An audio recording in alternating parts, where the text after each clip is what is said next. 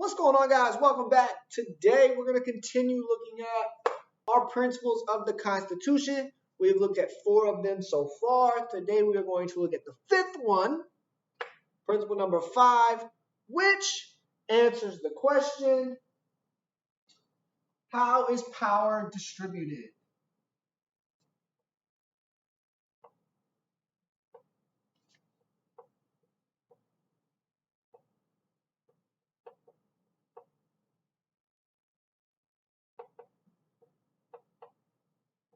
How is power distributed? And power is distributed under the 5th principle, which is known as checks and balances.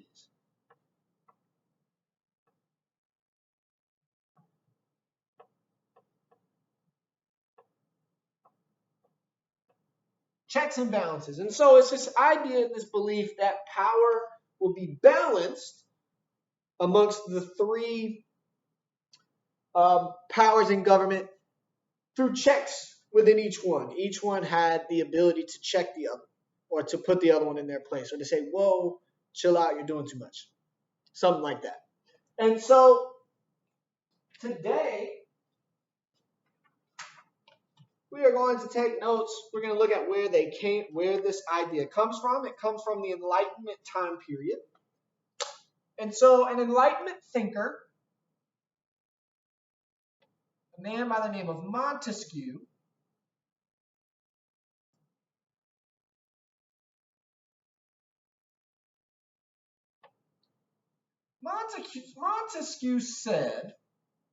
Montesquieu believed that power should be a check to power. So there shouldn't just be one person in charge making all the decisions. There should be multiple people in charge that have the ability to check the other, to make sure that other people don't become too powerful or too strong or too influential. And Montesquieu's idea, the U.S. takes it and applies it to its divided system of government. So Montesquieu said power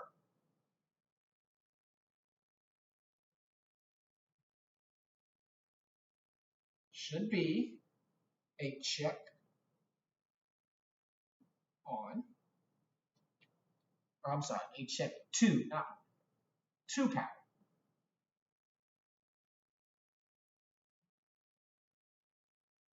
And he believed that this was the way to keep individuals or groups from becoming too powerful. If you had the power to check them or to put them in place or to say, whoa, this would keep certain groups from becoming too strong or too powerful all at once. And so the Constitution sets it up. The Constitution has it set up so that each branch of government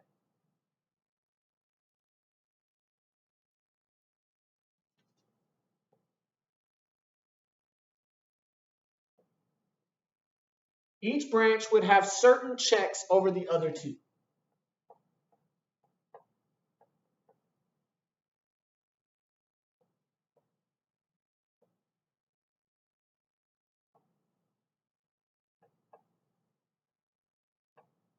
Now, the checks and balance system was put in place because the branches are separate, but this would force them to work together.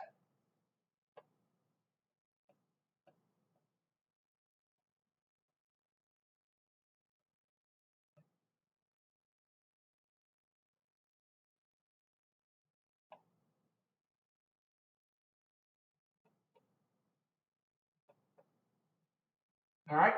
Force the separate branches to work together, because if they didn't work together, the checks that were in place would stop this one branch from becoming too strong or too powerful at a time. All right, so they were separate, but they relied on each other. So now let's put this in an art form. Let's try to look at visually what this would look like. And so I'm a horrible drawer, so you know that. But we're going to try and draw this little hammer that the judges use.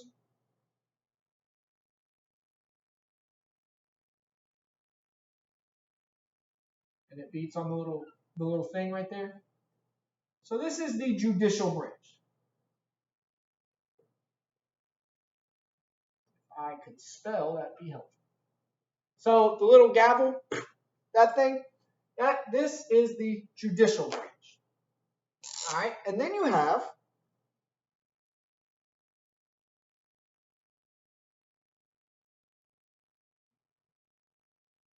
the man behind a desk,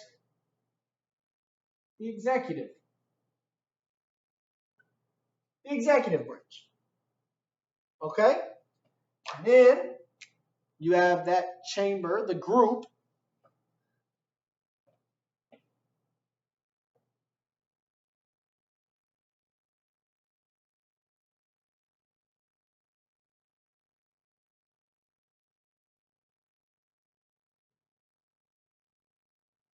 Congress, which is the legislative branch. All right, and so again, for visual purposes, we'll continue using the different colors. So the judicial branch had checks on Congress, and the judicial branch, of course, being the Supreme Court. And they also had checks on the president.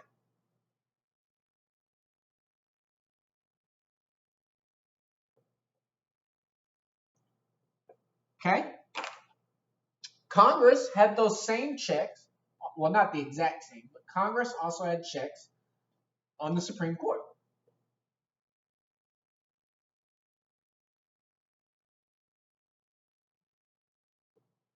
All right, they had ways of making sure the Supreme Court didn't become too powerful. And they also had checks on the president.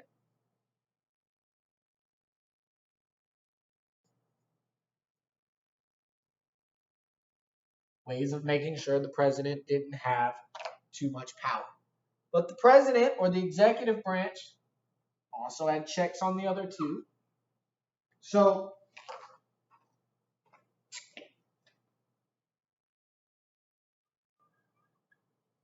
the president had checks on Congress.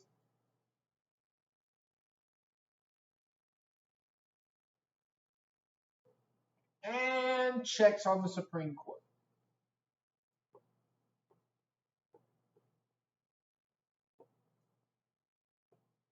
And see, so what you can see here is this three-branch system, and all of the checks that were in place forced them to work together. And so I'm going to give you an example, a way that it actually goes and breaks down. So let's come back over here. I'm going to come back right here. Hopefully you have these notes because I am about to erase them.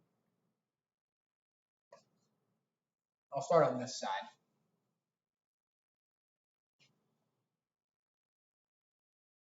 All right. So the example that we're going to look at is passing a law and how this works.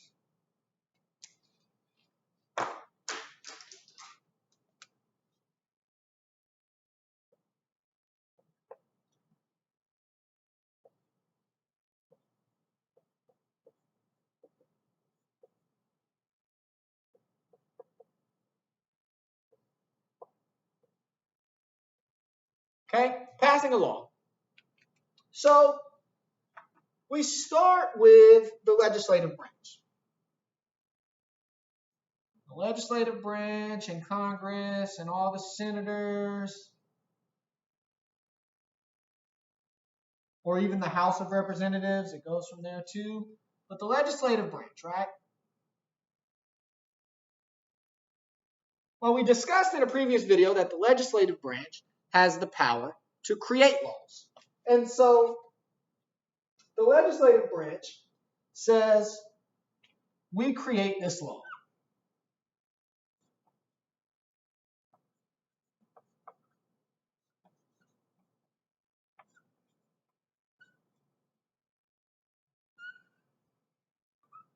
So the legislative branch decides that they create this law. Well, then it has to move forward and it goes to the president or the executive branch. And we discussed that the president can enforce the law. So it goes to the president's desk.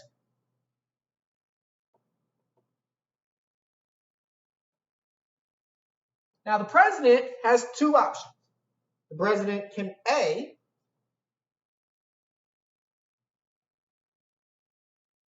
I will not sign this.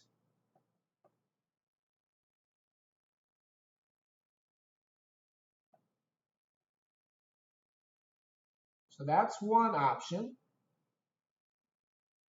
that he refuses to sign. Or B, he agrees. He says, I approve.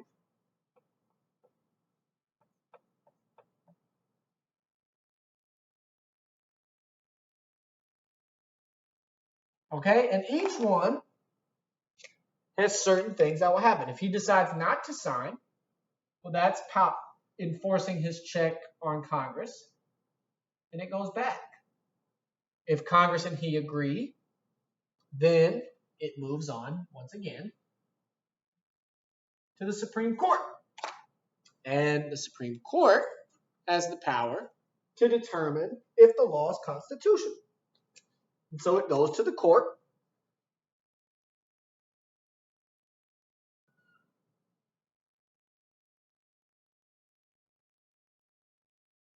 Or the judicial branch.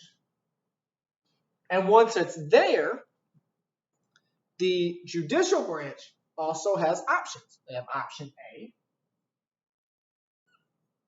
where they say unconstitutional.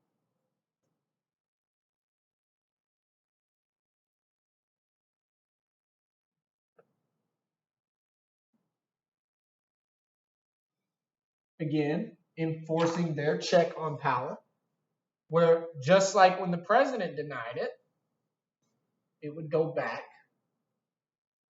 to the legislative branch to rediscuss. Or they have option B,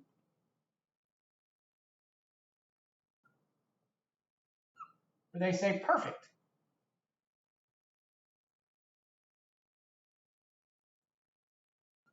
And if they say perfect, then what you have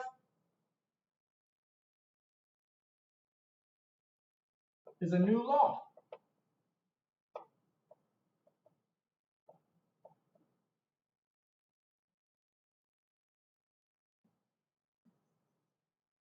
What you have is a new law. But you can see that all three branches in this example have to work together. And if the president wants to enforce his check on Congress, he can agree not to sign it. It will go back to the legislative branch where they have to work together to figure out what will make the president say, I approve. And then it goes to the courts, which will determine whether the law is constitutional or unconstitutional, which can, again, send it all back to the beginning or back to their various steps. And this is an oversimplified example because there are different checks that each one has. But this is just to give you a simplified example of how the checks and balance system works.